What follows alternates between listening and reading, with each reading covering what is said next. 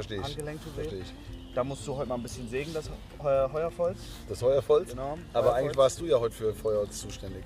Habe ich doch eben geholt, welches.